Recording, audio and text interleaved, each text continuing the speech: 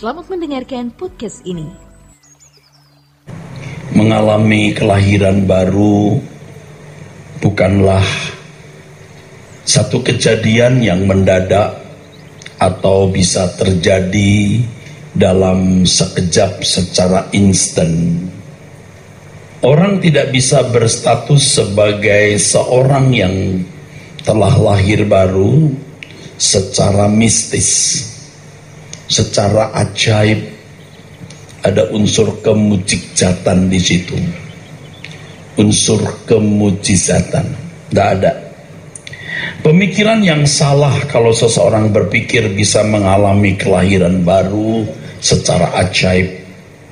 Kesalahan memahami fakta atau fenomena kelahiran baru membuat banyak orang Kristen tidak hidup sebagai orang Kristen yang bertanggung jawab.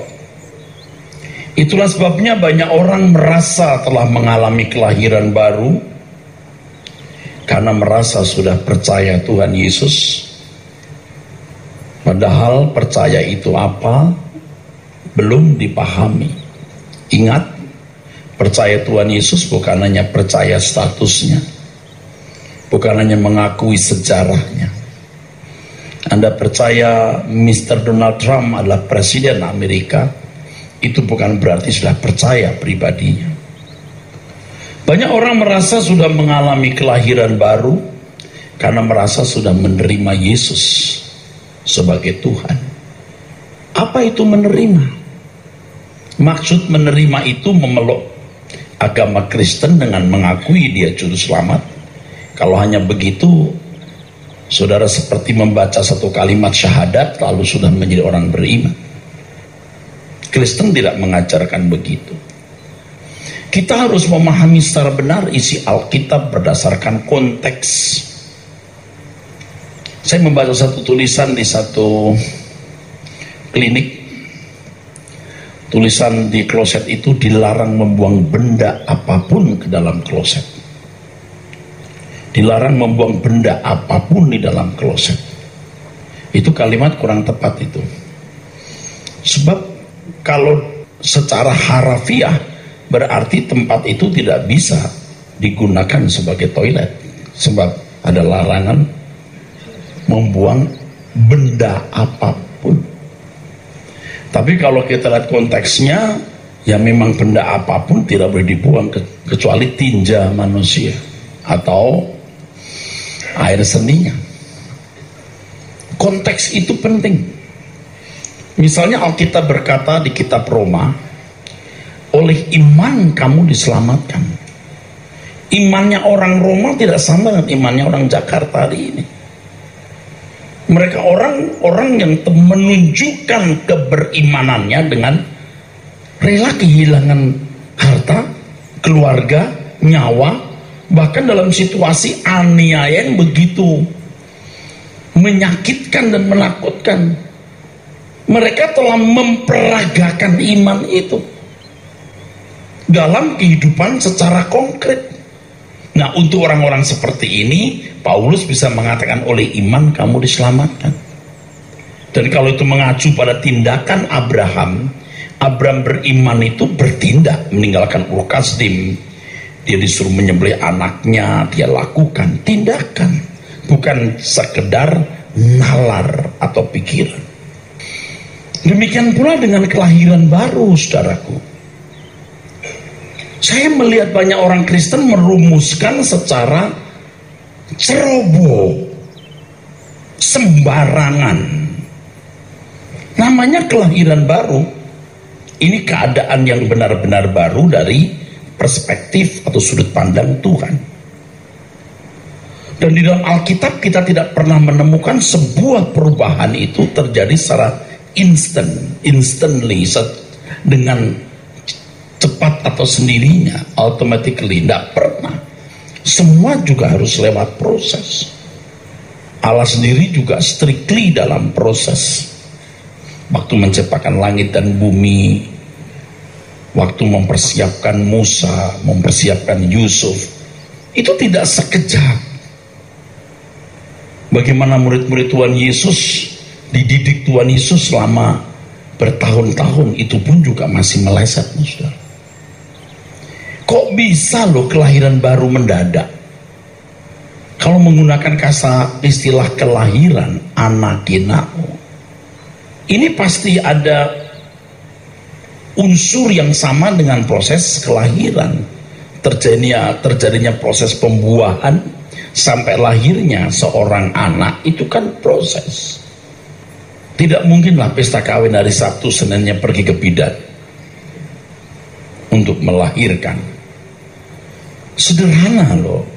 Dunia fisika dengan metafisika itu paralel. Dunia fisik dengan dunia rohani itu paralel. Kelahiran itu kelahiran baru, sebuah kesadaran baru di mana seseorang mengalami perubahan dalam cara pandang terhadap hidup ini dan segala aspeknya. Dan itu membuat mindset, cara berpikir dan filosofi hidup seseorang berubah total. Hal ini tidak mungkin terjadi secara ajaib atau sekejap, tetapi melalui proses yang bertahap, ketat, dan natural. Secara natural artinya bisa dipahami secara logis dengan logika kita. Nah, proses kelahiran baru ini tidak dapat dipisahkan dari hidup menurut roh. Jadi seseorang itu mendengar firman Tuhan melalui pemberitaan firman, yaitu logos. Dari pemberitaan firman secara logos ini, saudaraku sekalian, lalu orang bisa mendengar suara Roh Kudus. Ini namanya rema. Bahkan kalau kita membaca secara sederhana, saudara, dengan berpikir secara sederhana saja, iman datang dari pendengaran oleh rema, bukan logos. Itu saja sudah mengisyaratkan yang jelas, isyarat yang jelas bahwa logos itu tidak membuat orang mengalami kelahiran baru. Jadi jemaat mendengar khotbah atau jadi mahasiswa sekolah teologi, belajar teologi langsung kemudian menjadi lahir baru. Nggak mungkin. Dari logos ini kemudian seseorang bisa mendengar suara Tuhan, rema. Nah, ini yang melahirkan iman. Alkitab juga mengatakan manusia hidup bukan hanya dari roti, tapi dari setiap rema. Dari kebenaran firman Tuhan yang didengar, orang punya pengertian, understanding di sini. Dari pengertian atau understandingnya ini, saudaraku sekalian, dalam hidup keseharian melalui segala peristiwa. Kalau dalam Alkitab kan terjemahan kita Allah turut bekerja. Teks aslinya nggak ada kata turut. Dalam teks aslinya Allah bekerja dalam segala hal. Bagi yang mengasihi, tapi bagi yang mengasihi itu conditional, bukan unconditional, conditional. Kalau Allah bekerja dalam hidup orang yang tidak mengasihi dia, tidak bisa. Allah melanggar firman-Nya. Ini adalah proses orang yang sudah percaya Tuhan Yesus secara nalar. Jadi kalau ada Alkitab mengatakan bahwa Yesus sudah mati sementara kita berdosa, ada kan ayatnya? Itu jangan saudara membabi buta mengatakan apapun yang kulakukan Tuhan menyelesaikan. Apapun dosa apapun yang saya lakukan enggak masalah. Orang masih berdosa saja dia mati untukku. Lalu ya apapun juga lah Tuhan pasti membereskannya. Itu bodoh. Kita belum lahir, Tuhan Yesus sudah mati bagi kita. Tuhan Yesus mati di kayu salib untuk manusia pertama Adam sampai manusia terakhir. Semua dosa dipikulnya, selesai. Betul. Tetapi masing-masing individu akan dibawa kepada pengadilan Tuhan. Tuhan akan menghakimi perbuatan. Semua perbuatan dihakimi. Nah, orang percaya juga dihakimi dengan standar hidup orang percaya. Dan standarnya itu berkenan kepada Allah. Yang diberi banyak dituntut banyak, yang diberi sedikit dituntut sedikit.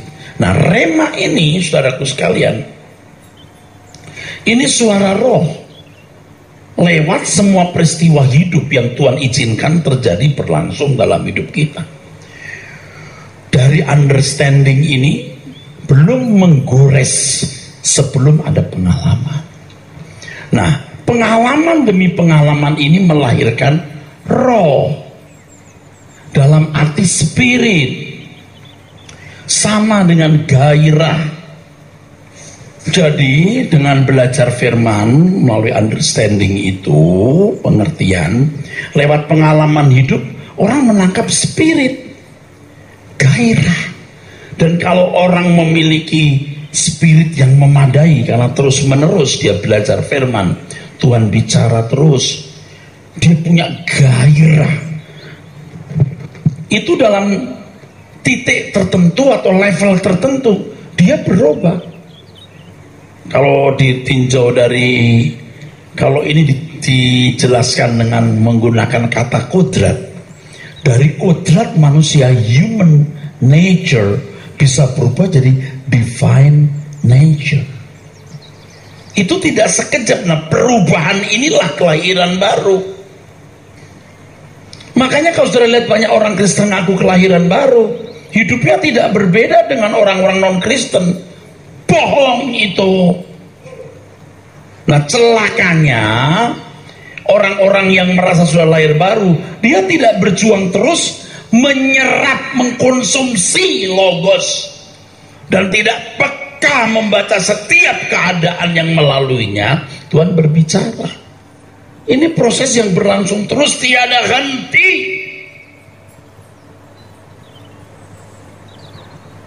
Itulah sebabnya Bapak Ibu, saya kalau mau ngomong jujur, kalau 15 tahun yang lalu saya mati, belum tentu saya masuk surga. Biar saya pendeta, belum lahir baru. Saya orang baik, betul. Tapi kelahiran baru itu merubah kodrat, saudara. Harus makin seperti Tuhan Yesus. Karena keterlambatan ini, maka saya setengah mati berjuangnya hari ini. Hampir nggak ketolong, saudara. Karena cara berpikir saya sudah salah. Keinginan daging sudah banyak merekam di sini. Ambisi dan cara berpikir yang salah sudah terlanjur mengakar. Kita punya banyak kelicikan. Istilah saya, monsternya itu sudah kuat di sini. Orang yang lahir baru itu luar biasa. Apa yang luar biasa? They must be like Jesus. Dia pasti harus seperti Yesus. Dan sekarang saya baru menyadari, orang tidak mungkin mengajarkan Injil yang murni, genuine gospel, kalau dia tidak seperti Yesus. Tidak mungkin.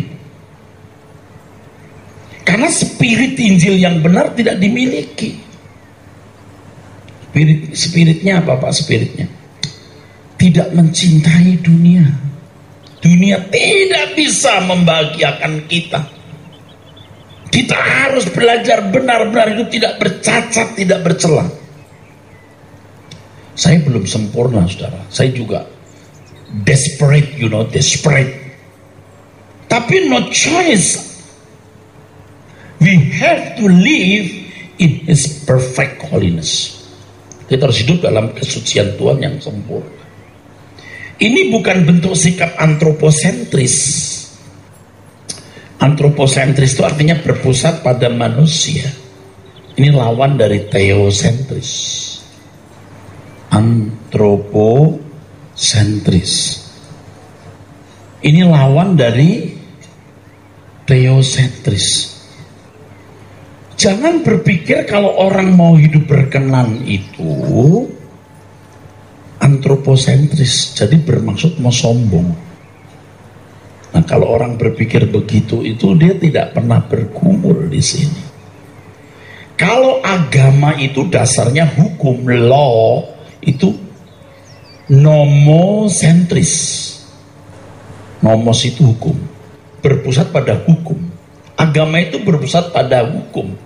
Allah itu tidak menjadi langsung sentrisnya, tapi disubkan di hukum. Tetapi dalam kekristenan, the Lord is my law. Jadi tidak disubkan, maka orang Kristen harus mengerti kehendak Allah, apa yang baik, yang berkenan, dan yang sempurna. Nah, proses understanding ini dan melalui setiap peristiwa Tuhan bicara ini, itu memberikan kepada kita perubahan mindset yang mencerdaskan kita. Saya menggunakan istilah kecerdasan roh, supaya kita mengerti kehendak Tuhan, apa yang baik, yang berkenan, dan yang sempurna. Dan ini bukan prioritas, ini satu-satunya isi, makna, dan tujuan hidup kita. Menikah tidak harus, punya anak tidak harus, punya rumah, mobil, dan berbagai fasilitas tidak harus. Bahkan hidup dalam kewajaran dengan manusia lain pun bukan keharusan. Tetapi untuk menjadi anak Allah yang memiliki roh Kristus, artinya punya ketaatan kepada Bapa dan penghormatan kepada Bapa seperti yang dimiliki Tuhan Yesus, itu kemutlakan. Dan itu keniscayaan juga. Possible. Tuhan yang ngomong, you must be perfect. Tuhan yang ngomong, kamu harus tidak bercacat, tidak bercela. Kenapa kita takut, saudaraku? Karena kita masih kompromi. Kita masih menyenangi daging. Saya tidak mengatakan kita harus tidak bersalah sama sekali sekarang. Nanti seharusnya. Sekarang kita masih salah, ya oke, minta maaf. Jangan sekali-kali satu kesalahan engkau tolerir. Nggak boleh. Salah, tetap salah. Minta ampun. Aku tidak mengulangi lagi, Tuhan. Jadi Bapak Ibu saudara-saudaraku, hukum kita itu Tuhan sendiri. Makanya kalau kita berbuat dosa, itu masalahnya bukan hanya dosa itu. Dosa kita dipikul di kayu salib. Masalahnya dua. Satu, kok kita masih bisa bikin salah? Berarti keberadaan kita belum benar. Itu loh maksudnya. Dua, masalahnya perasaan Tuhan yang terlukai. Seperti kalau anak tidak naik kelas, ya sudah nggak naik kelas, mau kata apa? Tapi masalahnya kenapa kok kamu bodoh? Dua, itu melukai hati orang tua. Ini pasti terkait dengan masa depan anak itu. Kalau kita bersalah, kita bukan hanya berkata sorry, ampuni aku Tuhan. Jangan merasa sudah minta ampun, sudah beres nih, lalu mari berjalan dengan Tuhan. Tuhan mengendaki kita bukan hanya bisa minta maaf, tapi kita bisa tidak bersalah lagi, punya karakter seperti Tuhan, supaya kita bisa mengimbangi Tuhan. Baru bisa walking with Jesus, berjalan bersama dengan Tuhan. Walking with Jesus. Jadi saudara, ini penting untuk dipahami. Bukan hanya pada waktu kita tidak berdosa kita jalan dengan Tuhan, tapi punya keberadaan yang benar-benar submit kepada Tuhan dengan unconditional submission, ketaatan yang tidak bersyarat, taat walau, bukan taat kalau. Saya bukan sudah sempurna lalu mau sombongnya saudaraku. Kita tidak tahu kapan kita mati. Kita harus gelar perkara setiap hari. Bagian mana dalam hidup kita yang belum menyukakan hati Tuhan. Jadi kita mulai berani berkata, aku mau sempurna Bapak. Tapi sempurnanya orang kan beda-beda. Samalah sempurnanya anak umur 4 tahun tidak sama dengan sempurnanya anak umur 16 tahun, saudara. Mesti cerdas. Kalau anak umur 3 tahun, dia bisa menghitung 1 sampai 5. Perfect, excellent. Tapi umur 15 tahun beda perfectnya. Anak umur 3 tahun tidak sama dengan anak umur 16 tahun. Maka kata perfect, sempurna harus dipahami dengan benar. Tidak antroposentris tapi teosentris. Karena dalam ketaatan itu kita mau mengerti apa yang dikehendaki Allah, apa yang dia ingini. Bukan hukum. Itu nomosentris, bukan law-sentris, tetapi God-sentris. Amin. Senternya itu Tuhan, saudaraku. Jadi bukan tidak berpusat pada Tuhan. Kesucian itu berpusat pada Allah sendiri, bukan kita berpusat pada manusia. Jangan berpikir, oh kalau orang mau sempurna itu tidak berpusat kepada Tuhan, berpusat pada diri sendiri. Salah, keliru dia. Jadi kebenaran firman itu membangun konsep. Membangun konsep itu tidak dalam 1 hari. Membangun way of thinking. Bagaimana cara berpikir itu perlu waktu di situ. Kuasa yang diberikan exousia atau hak, right, itu yang menuntun kita. Maka kita harus punya komitmen terus dimuridkan Tuhan. Setiap hari harus bertambah ilmu kebenaran yang kita miliki, saudaraku. Jadi kebenaran itu harus tambah terus setiap hari. Nah, masalahnya saudara menembus batas ini loh. Gitu, ini menembus batasnya ini loh. Breakthrough-nya ini loh. Saya mengalami breakthrough ini kan diproses Tuhan dengan banyak hal, sakit. Nah, maksud saudara mesti harus diproses sakit seperti saya? Nggak perlulah. Saudara ikuti saja, punya tekad gila-gilaan, tekad yang benar-benar nekat. I want to live in your perfect holiness. Aku mau Tuhan. Dan serius memperhatikan hidup tiap hari. Di setiap kata yang kita ucapkan. Setiap gerak pikiran perasaan kita. Tindakan kita. Dan terus terang ya Bapak Ibu, saya itu ada cemasnya gitu. Saya ada khawatirnya. Apa cemas khawatirnya? Saudara kalau sudah keburu tua, saudara nggak bisa diperbaiki. Dan ketika kita memahami roh yang benar, spirit ya. Kalau anak kita keluar negeri 15 tahun, 20 tahun tidak pernah menginjak tanah air, begitu pulang 20 tahun di luar negeri yang pergaulannya dengan orang barat, cara berpikirnya orang barat, jadi ajaib. Begitu pulang jadi ajaib. Benar, 15 tahun saja tidak pernah bersentuhan dengan budaya timur. 15 tahun spiritnya beda, gairah hidupnya beda. Dunia ini meracuni kita. Nah sekarang Tuhan mau mengembalikan kita memiliki hidup sesuai dengan kehendaknya. Dan salah satu dari pengertian teleios sempurna adalah berfungsi sesuai maksud diciptakannya atau dibuatnya. Itu maksud teleios. Berfungsi sesuai dengan maksud diadakannya sesuatu itu. Jadi kalau Allah menciptakan kita maksudnya apa?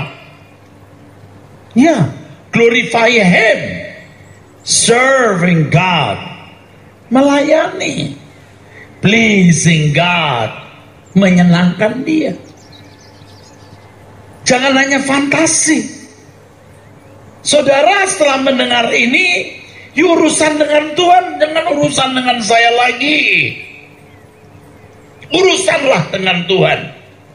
Dan kalau saudara tidak berurusan dengan Tuhan, maaf ya, boleh saya kasih tahu ya, Pak, jangan kasar-kasar.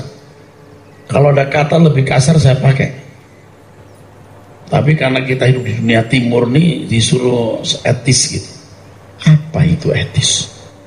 Orang kalau minum racun kita mesti berteriak. Pak, jangan berteriak, Pak. Loh, ini racun. Nggak bisa orang minum racun kita bilang, nggak boleh ya. Kita mesti berteriak. Kalau perlu ambil barang kita timpuk di. Saudara belum lihat kekekalan. Tidak sedikit di antara saudara ini yang masih belagu. Saya mau kasih tahu, kamu belum kaya aja sombong. Apalagi kalau kamu kaya raya. Saya kasih tahu ya, di sini banyak orang kaya loh, tapi tidak terhormat di sini. Kenapa? Kalau dia tidak bertobat, saya bilang you are garbage. Kamu sampah abadi. Biar kamu pakai berlian harga 3 miliar. Kok begitu, Pak? Lah daripada dia saya biarkan masuk neraka, mesti kuingatkan bahwa berlianmu tidak memberi nilai lebih dirimu. Kan orang kaya suka masuk kerajaan surga karena kekayaan telah menjadi tumpuan kebahagiaan. Jangan deh. Yang merasa cantik, ganteng, nothing. Jangan merasa I am someone, I have something. Tolong deh Bapak Ibu, kita berubah deh saudaraku. Sebentar kita akan mati dan menghadap tahta pengadilan Allah. Dan Roh Kudus ini bekerja luar biasa sekarang.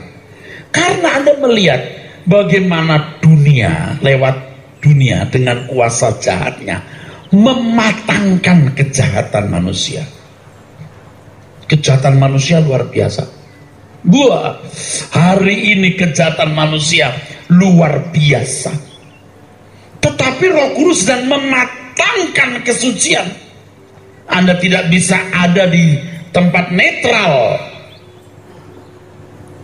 Nah, kelahiran baru kita alami, di mana kita memasuki sebuah kawasan rohani, di mana kita berhenti melakukan segala sesuatu berdasarkan human nature kita, kodrat manusia kita. Waduh, ini meregang nyawa, bro. Luar biasa, kita harus menyalipkan daging ini. Nah, selanjutnya di dalam Galatia pasal 5 Tuhan mengajarkan kamu harus berjalan seirama dengan Roh. Jadi kalau Galatia 5, jikalau kita hidup oleh Roh, baiklah kita juga dipimpin oleh Roh. Roh ini loh, Roh ini loh, sampai ini menjadi milikmu, menyatu dan menjadi bagian integral di dalam diri kita. Dalam bahasa aslinya stoikomen, artinya berjalan seirama. Ketika kita mendengar firman, kita diberi pengertian, lalu Tuhan tuntun kita melalui setiap peristiwa hidup, kita menemukan spirit yang baru. Mesti begini. Nah, spirit ini yang harus kita turuti, berjalan seirama. Dulu saya pikir Roh Kudus, bukan roh itu. Sampai kita, hidup kita sesuai dengan kehendak Tuhan. Karena roh itu dilahirkan oleh hasil pimpinan dengan Roh Kudus. Ini sudah saya ulangi berkali-kali. Ini kan pertemuan yang kesekian, saudara. Akhirnya kita menjadi not just to do, but to be, menjadi. Kalau hukum kan harus melakukan. Kalau itu agama pada umumnya harus melakukan. Tetapi kalau kekristenan harus menjadi pneumatikais toikomen, berjalan seiring dengan roh. Roh di sini maksudnya spirit yang Tuhan berikan, spirit yang dilahirkan dari hasil berjalan dengan Tuhan. Nah, dalam proses sinkronisasi tersebut, bukan Tuhan yang menyesuaikan diri terhadap kita, kita yang menyesuaikan diri terhadap kehendak Tuhan. Kita harus menyesuaikan diri dalam segala hal, sampai selera jiwa kita benar-benar diubah. Selera jiwa kita benar-benar diubah. Selera jiwa kita itu cita rasa kita, saudara. Nah, salah satu yang menjadi buat saya parameter, ya, indikator yang kuajarkan ini benar enggak sih, gitu loh. Nah, kita kan harus belajar jujur. Kata Alkitab, Rasul Paulus menasihati Timotius, ajarilah, ujilah, perhatikan dirimu dan ajaranmu. Kita bawa kepada Tuhan. Tuhan, teologi aku itu begini loh, ini sesuai enggak dengan kehendakmu? Ini sesuai enggak dengan pikiranmu? Wah, ini kan masalah aku dengan Tuhan, bukan hanya aku dengan manusia. Kalau aku berbicara depan jemaat kan atas nama Tuhan. Nah, kalau yang kuajarkan tidak sesuai dengan pikiran Tuhan, waduh, bisa laknat, saudaraku. Nah, ketika kita memperkarakan itu, ada satu yang jadi indikator atau parameter, ya. Ini masing-masing memperkarakan, ya, apakah hidup kita diubah oleh kebenaran itu. Saudara, mendengar kebenaran itu menuntut kita berubah. Lalu dari day by day, hari ke hari, kita berubah enggak? Canda kita kudus enggak? Cara kita melihat dunia ini berubah enggak? Lihat lawan jenis berubah enggak? Harus jujur. Nah, waktu kita temui bagaimana kita bisa berubah, kita bisa memahami kita ada di the right track, di track yang benar. Kita kembangkan terus. Jadi proses sinkronisasi berjalan dengan Tuhan itu dengan rohnya.